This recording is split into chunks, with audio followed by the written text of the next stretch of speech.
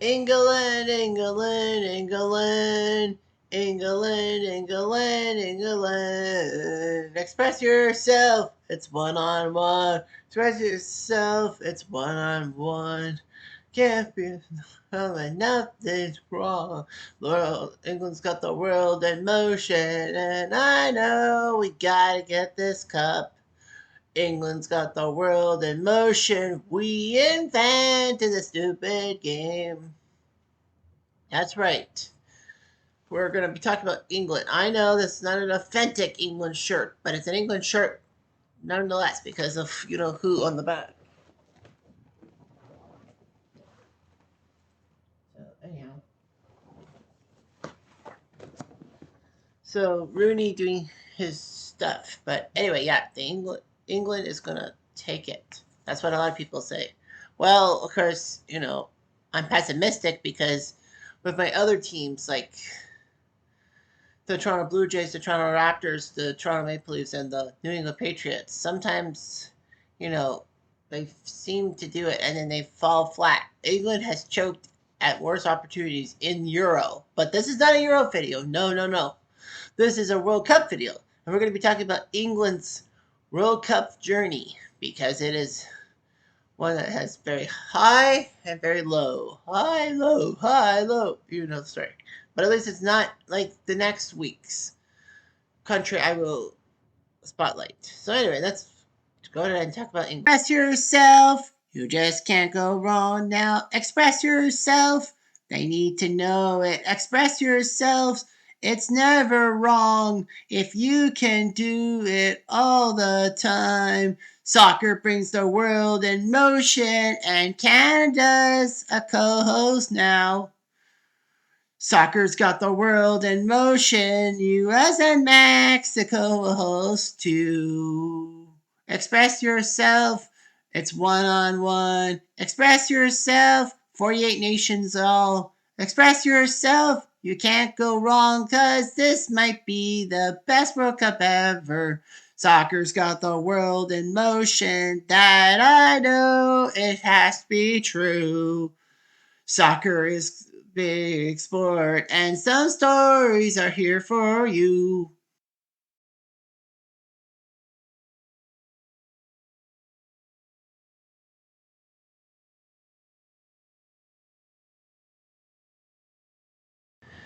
All right, so we started this video talking about England at the World Cup. Yes, they're at the 2026 World Cup. It's almost like yawn, they're at the World Cup.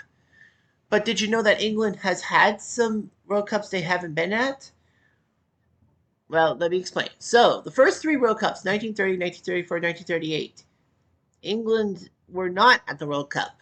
It was partially due to arrogance and partially due to FIFA's ideology and the fact that even though that the two World Cups in 34 and 38 were in Europe, England still didn't want to compete.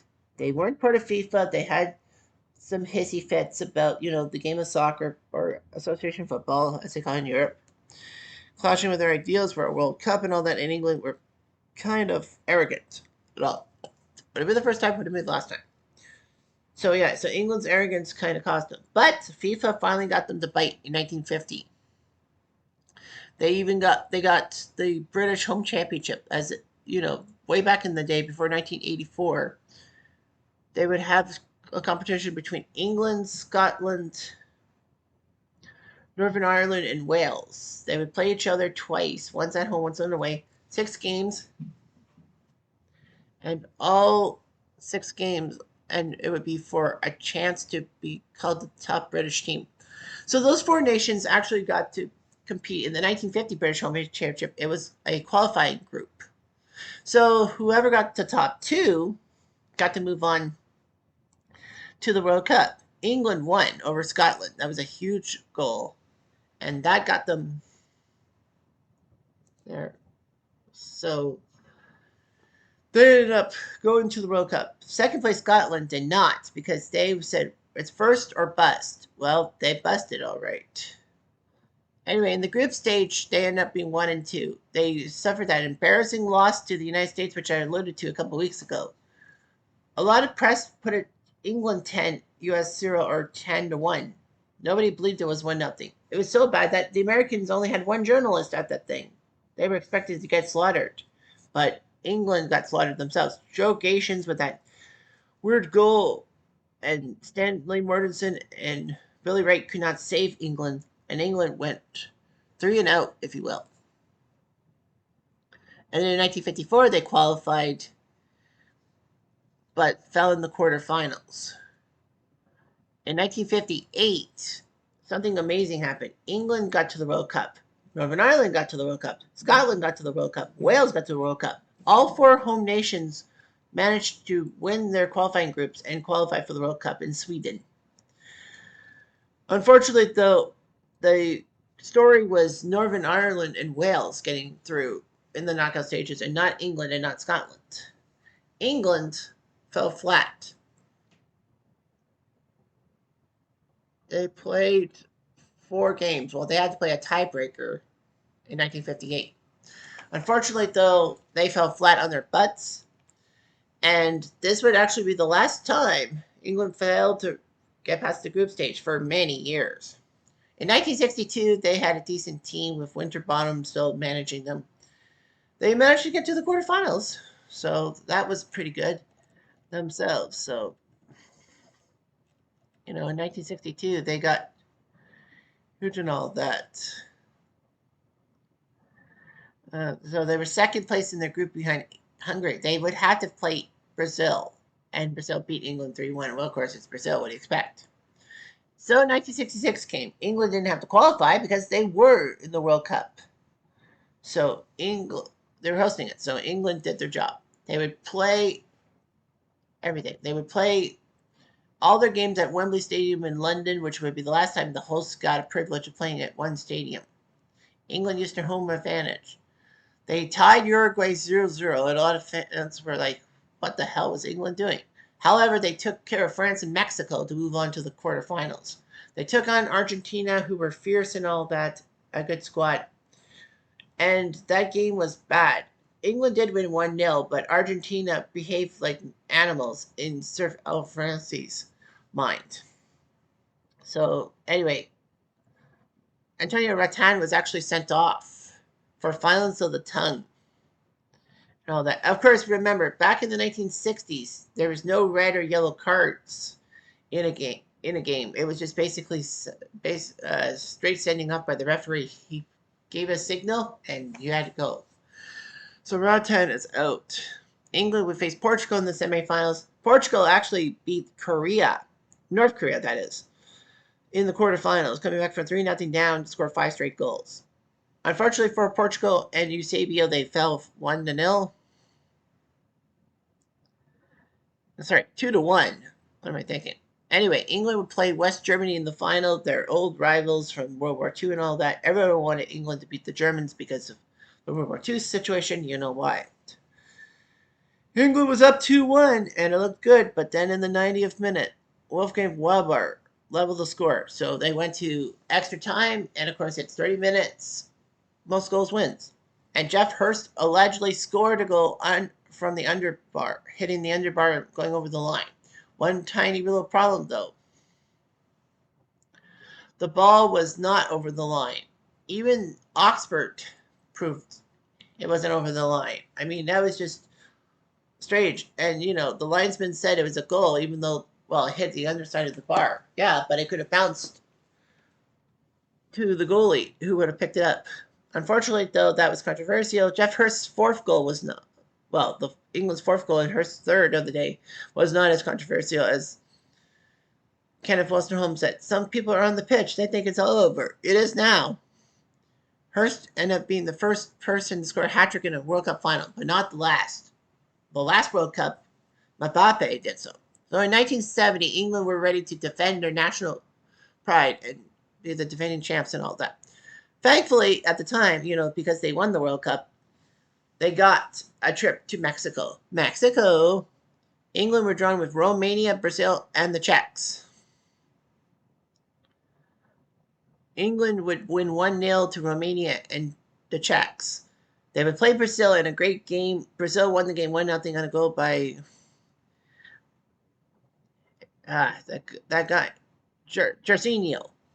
However, it was highlighted by the save of the century as Pele had allegedly scored a goal trying to head the ball down over um, Gordon Banks. Unfortunately for him, Gordon Banks managed to scoop the ball up and put it over the crossbar. Pele couldn't believe it. It was a great save. So the quarterfinal, England had to draw West Germany. It was just bad. You know, if England could beat West Germany, they're basically the odds-on favorites, unless they play Brazil again.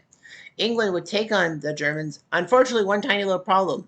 England's star goalie Gordon Banks could not play because he was ill, part of the Mexican food crisis, or Mexican tummy, if you will. So Peter Bonetti, the cat who played for Chelsea, would be in net. And he was okay. England was up 2-0 as Alan Mullery and Martin Peters scored. So look good. Unfortunately, Sir Alf Ramsey made one giant boo-boo. He decided to substitute Bobby Charlton, saving him for the semifinals. One tiny problem, though. Franz Beckenbauer scored to make it 2-1, and then Uwe Suler made it 2-2, and then Bonetti made a foolish mistake in extra time as Gerd Muller would swoop in and score the goal, and England lost the game 3-2. And a lot of people said if it wasn't for them taking out Charlton and Peters, England probably would have beaten West Germany, take down Italy, possibly, maybe lose to Brazil in the final, but at least they make the final. Unfortunately, though, England in 1974 fell flat in qualification. They were in a group with Poland and Wales. England just had to be tops in their groups. Poland were the Olympic champions, but not a lot of people watch Olympic soccer. So anyway, England knew that after a tie with Wales and losing in Poland, they needed to beat Poland. A tie meant nothing and would have helped Poland. So it was a critical game at Wembley for England to play Poland. Poland scored first as Norman Bite Your Legs Hunter made a critical mistake in defense, and Jan Domanski scored the goal. England would attack. They were blitzing Poland, but couldn't get through. Fortunately, though, Alan Clark scored a penalty to tie the game at 1. One tiny little problem, though. Tomaszewski, seemingly a great goalie for Poland, actually kept England at bay, and England could not get the winning goal. Poland didn't score either. Unfortunately, though, Brian Clough got himself in trouble calling Tomaszewski a clown and all that. Alf Ramsey was basically shown the door, but he resigned before he could get fired. So anyway, it would be horrible and all that for England. They fell to the Poles at the worst possible time. It wasn't like Poland were one-trick ponies. Oh no, in 1974, they actually took 3rd place at the World Cup in Germany. So that wasn't half bad. I mean, Poland proved they could make the semifinals. And Lato was a pretty good player. In 1978, they couldn't qualify for the Argentina World Cup. Italy basically screwed them over by goals scored. Tiebreak. England did tie Italy for points, but because of goals scored, they couldn't do it. Anyway. Well, they crushed Finland and Luxembourg, but they couldn't crush Italy. So they failed in 1978. In 1982, England actually took 2nd in their qualifying group to Hungary, but ahead of Romania, Switzerland, and Norway. Despite the fact that Norway beat England in Oslo, and the Norwegian commentary basically said to Maggie Thatcher, "You boys took one hell of a beating. You boys took one hell of a beating," and would actually name a lot of English superstars. Too. England ended up doing great at the qualifying group. They took out France 3-1, which was shocked because of how good France were in the 82 World Cup, but England won 3-1. Brian Robson put up a pair of goals. They beat the Czechs 2-0, and Kuwait, yes, Kuwait, made the 1982 World Cup. And they went 1-0. So, yeah, got all that. But, of course, FIFA in 1982 changed things up. Well, in 78, they had what they called the second group stage. in which there would be, well, in 1982, there were 4 3-team groups. Whoever won each group would get to the semifinals. Simple as that. England and West Germany ended up tied, and with Germany beating Spain 2-1, England needed to crush the hosts to progress. Unfortunately, though, the Spanish Flies did their job. Even though they didn't get to the semifinals, they screwed England over. West Germany would go into the final. Well, of course, they played France in that controversial game in which Schumacher basically clashed into Battiston. And then, of course, the thing that Schumacher wasn't even given a yellow card. But karma bit them in the butt as Italy ended up being West Germany and all that. In 1986, the World Cup was back in Mexico. England qualified in the same group as with Northern Ireland. Their first game, they actually shockingly lost to Portugal 1-0. It surprised Portugal of 1986 beating England in that. Well, of course, we all know about the 2006 thing. England would tie Morocco 0-0. So England were in danger of being screwed over. Well, of course, it's a 2014 World Cup, so they needed some third place help and all that. But they crushed Poland thanks to Gary Lineker's hat trick, kind of getting revenge for 1974. England would finish second in the group behind Morocco. Portugal didn't even qualify for the round of 16, and they beat England. England crushed Paraguay 3-0 in the round of 16, which meant they had to face those pesky Argentines in, the hand of God game. To explain, Argentina and England were tied 0-0 when Peter Shilton, the English goalkeeper, was getting a back pass. Unfortunately, though, he got beaten to it by Diego Maradona, and he scored to make it 1-0. One tiny problem, though. Maradona used his hand because, let's face it, Shilton was 6'2", and Maradona was 5'6". So, you knew it. That the referee missed the infringement, the linesman missed the infringement. Maradona basically told his teammates to celebrate with him unless you want to see the goal taken away. But Maradona's second goal was world-class, dribbling past several English players before scoring. That goal was fantastic. And this is coming from an England fan. Well, Lineker did make it 2-1 and had a chance near the last minute of the game, but they couldn't equalize. Lineker scored 6 goals. He won the Golden Boot for highest goal scorer in that World Cup in 1986. Unfortunately, though, Argentina beat Germany to win the title. In 1990, they went to Italy. They did quite well. England actually took second in their qualification behind Sweden because they tied them twice. I think this was the World Cup campaign in which that Terry Butcher or whoever for England was bloodied and all that. But anyway.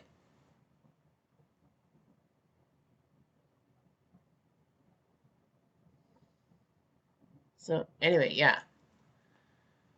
England basically had things. But unfortunately, due to the hooliganism that ruined English soccer in the 1980s in European competition, especially the Heysel disaster, where the Liverpool fans went bonkers on the Juventus fans and got English club teams banned for European competitions for 5 years and Liverpool for an extra year. It was just terrible. So the competition group decided to put England's group on the islands of Sardinia and Sicily, far away from the mainland. In Group F, they were joined by the Dutch, the Irish, and the Egyptians. Yes, Egypt did qualify before Mo Salah came along. They ended up tying Ireland 1-1. Well, remember, Ireland beat England in Euro 88 and shocked them. And then a 0-0 tie with the Dutch. England needed something. They ended up winning the group 1-0 over Egypt. So England won with 4 points. The problem was that I think three teams had the same point total. I think. I have to take my look. No, England had 4 points, 1 win and 2 ties. Ireland had 3 ties, Holland had 3 ties, Egypt had 2 ties. So England and Egypt was the only game that actually had a winner. The others didn't. Ireland and Holland, they had to find out who second place was because positioning was critical. They had to draw lots because Ireland and Holland had the same record, the same goals against, the same goals scored, the goal differential, and against each other.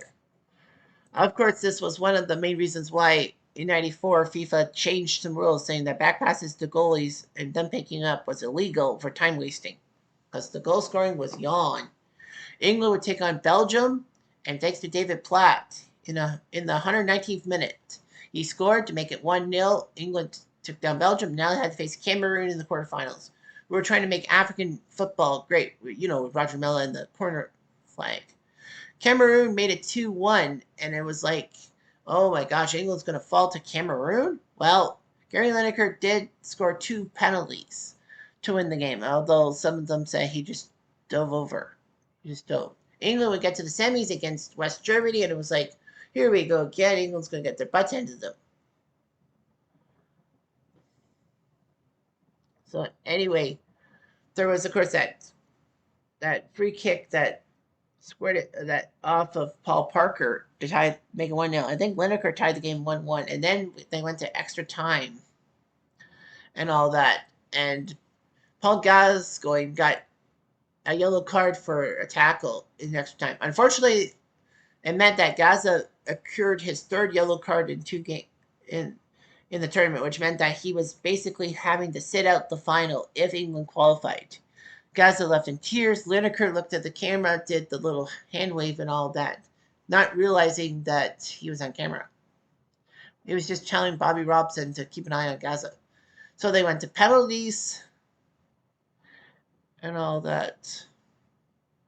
Stuart Pearce and Chris Waddle both missed their penalty kicks, and Germany were going to the finals. They ended up beating Argentina for the title. England did lose to Italy in the 3rd place game. Well, who cares about 3rd place? Then came the '94 World Cup qualification in one of the greatest World Cup qualification stories of all time. I will link the 1994 qualification video I did 4 years ago to the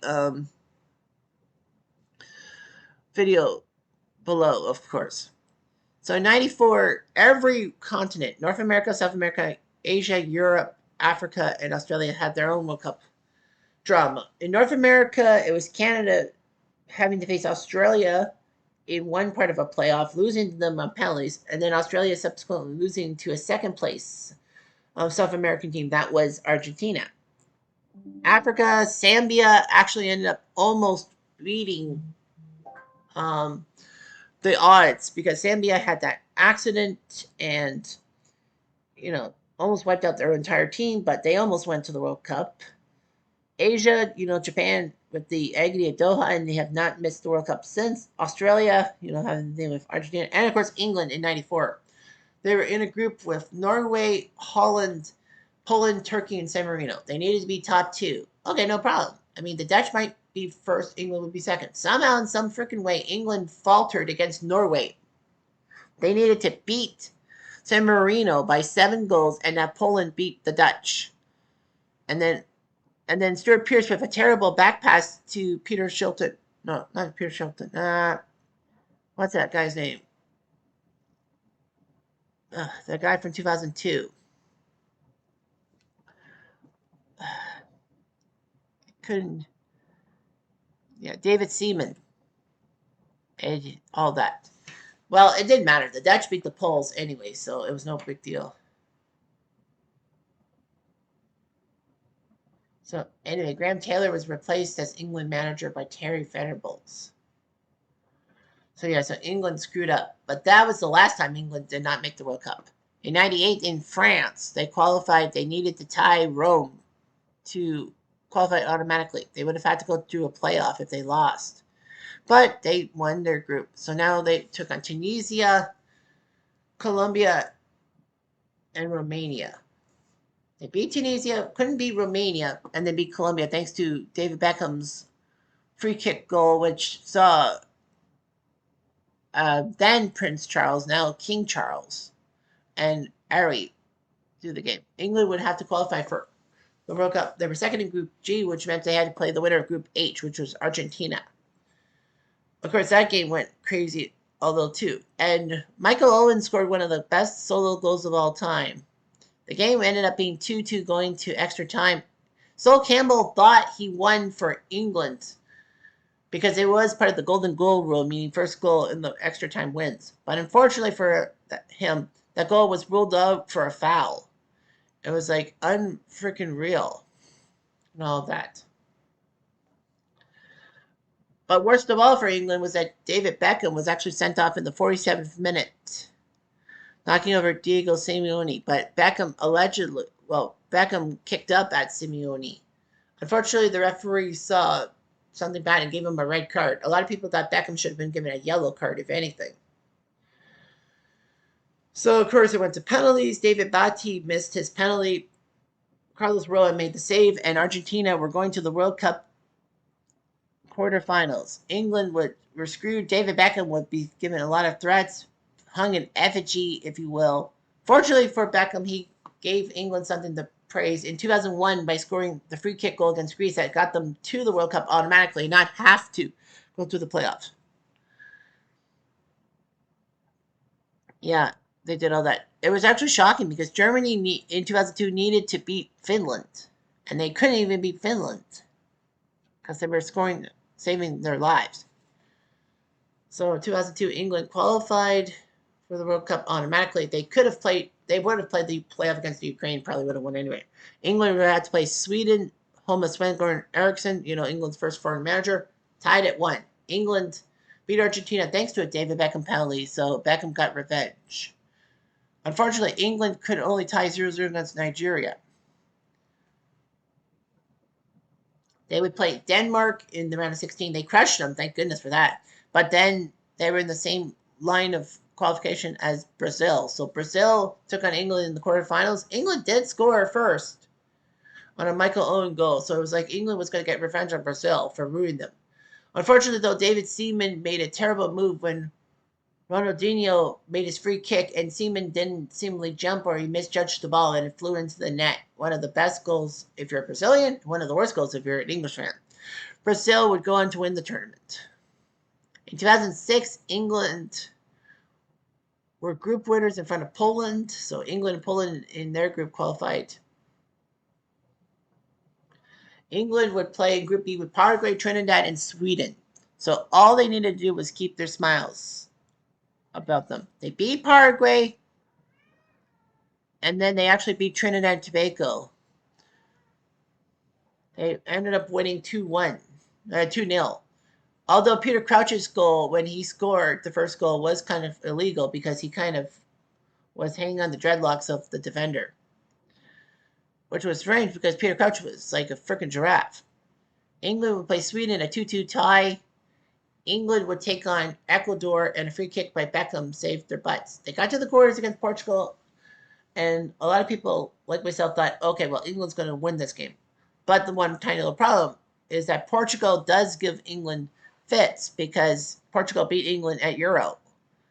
So 0-0, England and Portugal. Portugal had a couple of players not play in this game because in the round of 16 game against the Dutch, Portugal got 2 of their players red carded.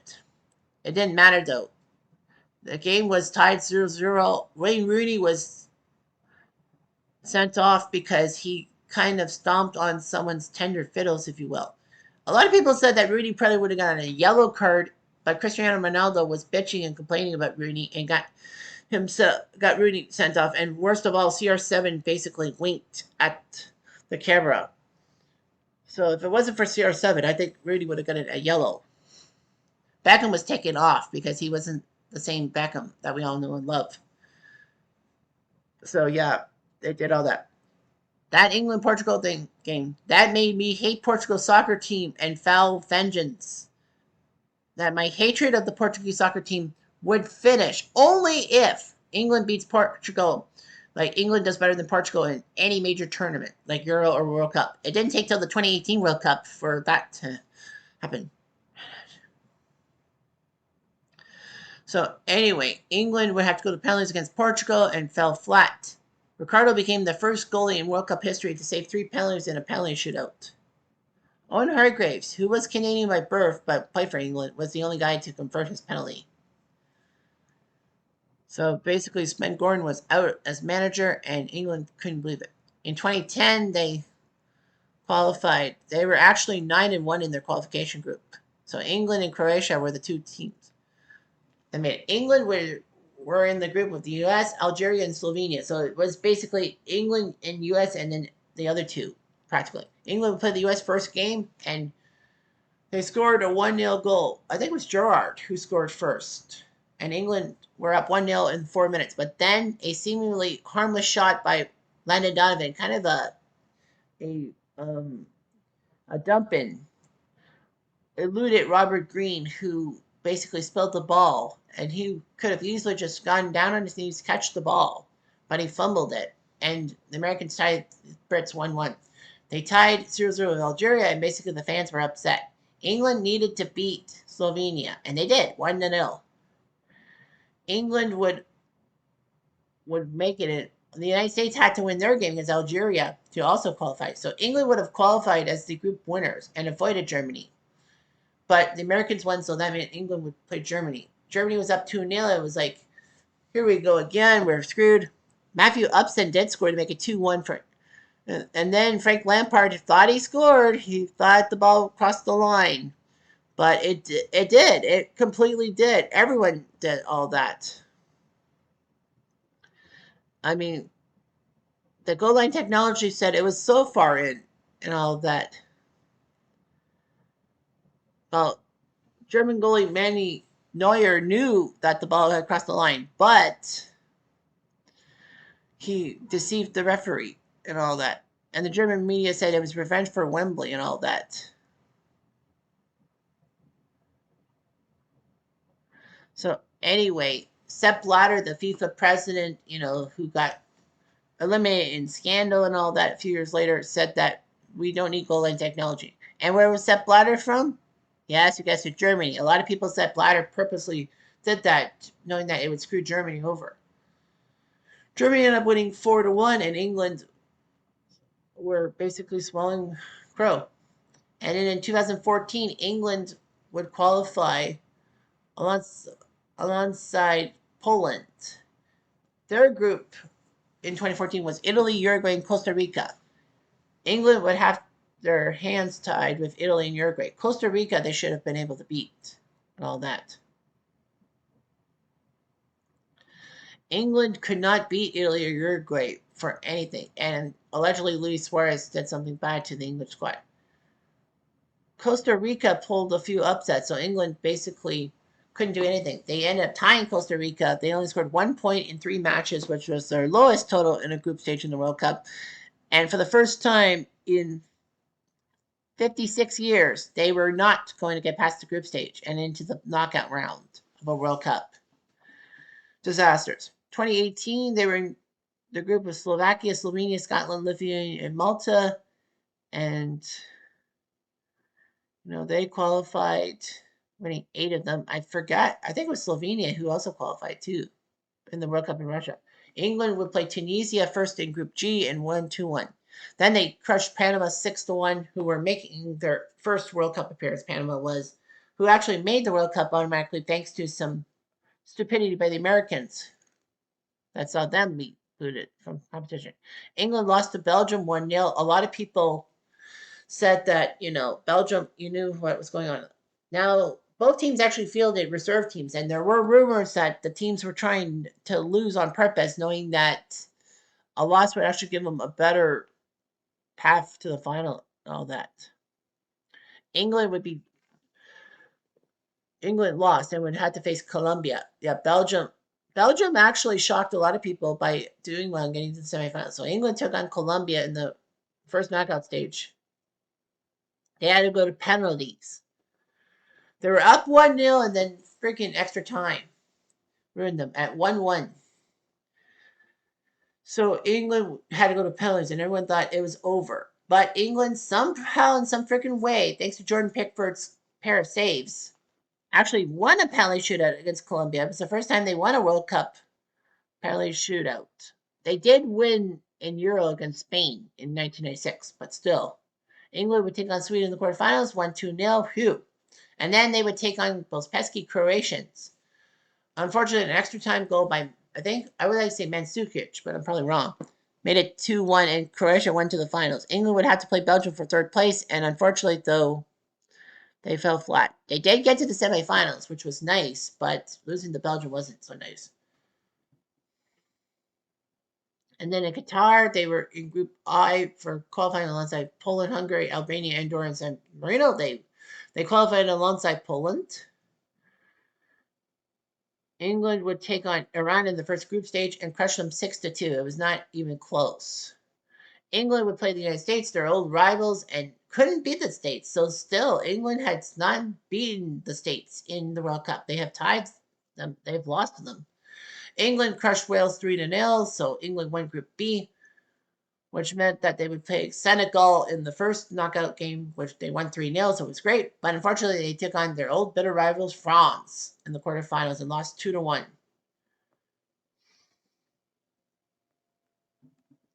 It was just not good and all that. England did win the FIFA Fair Play Trophy. Like that means anything. So England in the World Cup, they are in the group in 2026. They are in they are in the group with Croatia, Ghana, and Panama. So this actually could be a group of death. I feel. I mean, Croatia, you can't take them for granted. Ghana can surprise you, and Panama. Well, Panama might be the underweights, but you never know. England has faltered before. So will England do well? I think they will. But the question on everyone's lips will be, what happens afterwards? Well, I don't know. Anyhow, I'm Jeff Diamond at Do.